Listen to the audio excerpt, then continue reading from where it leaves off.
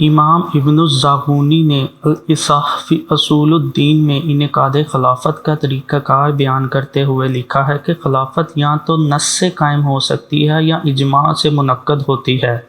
جہاں تک نص کا تعلق ہے، اس کی دو قسمیں ہیں۔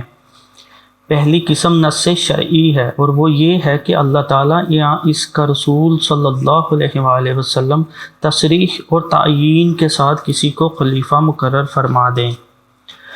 دوسری قسم یہ ہے کہ پہلا خلیفہ اپنے حکم سے کسی کو خلیفہ مقرر کر دے اور کہے کہ میرے بعد فلاں خلیفہ ہوگا، بشرطے کہ وہ اس کا نسبی رشتہ دار نہ ہو، جیسا کہ سیدنا ابو بکر رضی اللہ تعالیٰ عنہ نے اپنے عہد خلافت میں لکھ دیا تھا کہ میں تم پر عمر بن خطاب رضی اللہ تعالیٰ عنہ کو خلیفہ مقرر کر رہا ہوں۔ پس صحیح یہ ہے کہ معین شخص کے لیے خلافت میں صریح نص ثابت نہیں ہے۔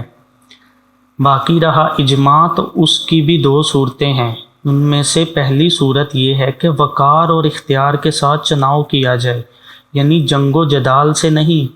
اور وہ یہ کہ لوگ اس شخص پر اتفاق کر لیں جس میں خلافت کے کامل اوصاف ہوں اور شرائط پوری ہوں اور پسندیدہ عادات بھی اس کے اندر وافر ہوں، اور جہاں تک ممکن ہو سکے اس میں ان مذکورہ اشیاء میں سے کسی شے کی کمی نہ ہو۔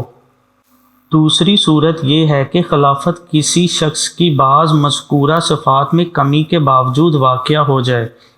مثال کے طور پر خلافت کو مؤخر کرنے سے خلل واقع ہو جانے کا خدشہ ہو، تو ایسی صورت میں خلافت کی مذکورہ شرائط کو مکمل نہ کرنے والے شخص کو بھی حاکم بنایا جا سکتا ہے۔ حضرت ابو بکر صدیق رضی اللہ تعالیٰ عنہ کی خلافت کے انعقاد میں علماء کرام کا دو طرح کا اختلاف ہے۔ ایک قول یہ ہے کہ وہ آپ کے لیے اجماع سے ثابت ہوئی، اور اس سلسلے میں ان کے یا کسی دوسرے کے حق میں حضور نبی اکرم صلی اللہ علیہ وآلہ وسلم سے کوئی نص موجود نہیں، اور یہی اکثر علماء کا قول ہے۔ دوسرا قول یہ ہے کہ ان کی خلافت نص خفی سے ثابت ہوئی۔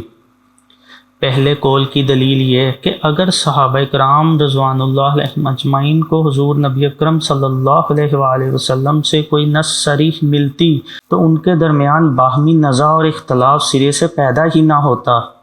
جیسا کہ ثقیفہ بنو ساعدہ میں ہوا، اور ان پر نص کی طرف جانا واجب ہوتا یا ان میں سے کوئی تو نص کا دعویٰ کرتا۔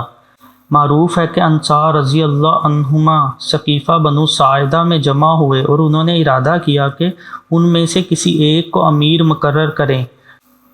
تو حضرت ابو بکر اور حضرت عمر ان کی طرف گئے۔ حضرت ابو بکر نے فرمایا یہ امر خلافت ہم یعنی گروہ مہاجرین میں رہے گا، اور اس کی دلیل یہ ہے کہ اللہ تعالیٰ نے ہمیں تمہارے بارے میں وصیت فرمائی ہے، نہ کہ تمہیں ہماری وصیت فرمائی ہے۔ وہ مسلسل ان کے سامنے اس سلسلے میں دلائل پیش فرماتے رہے، حتیٰ کہ انہوں نے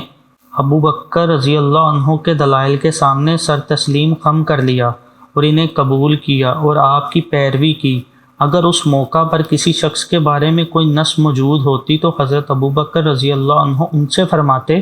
تم آپس میں کسی ایک فرد کے ہاتھ پر بیعت کر رہے ہو، جبکہ نبی اکرم صلی اللہ علیہ وآلہ وسلم فلاں شخص کے ہاتھ پر بیعت کا حکم فرما چکے ہیں۔ یہ قابل تسلیم نہیں ہے کہ خلافت کے معاملہ میں کسی شخص کے بارے میں نص وارد ہوئی ہو، وہ اس کا مستحق بھی ہو اور باقی حضرات پر معاملہ مخفی رہ گیا ہو۔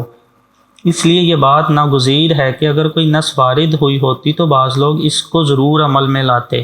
حضرت عبداللہ بن عمر رضی اللہ عنہ بیان کرتے ہیں کہ حضرت عمر رضی اللہ عنہ سے کہا گیا کہ آپ جانشین مقرر نہیں فرمائیں گے؟ تو انہوں نے فرمایا اگر میں خلیفہ مقرر کر دوں تو جائز ہوگا، کیونکہ مجھ سے بہتر ہستی حضرت ابو بکر صدیق رضی اللہ عنہ نے خلیفہ مقرر کیا تھا،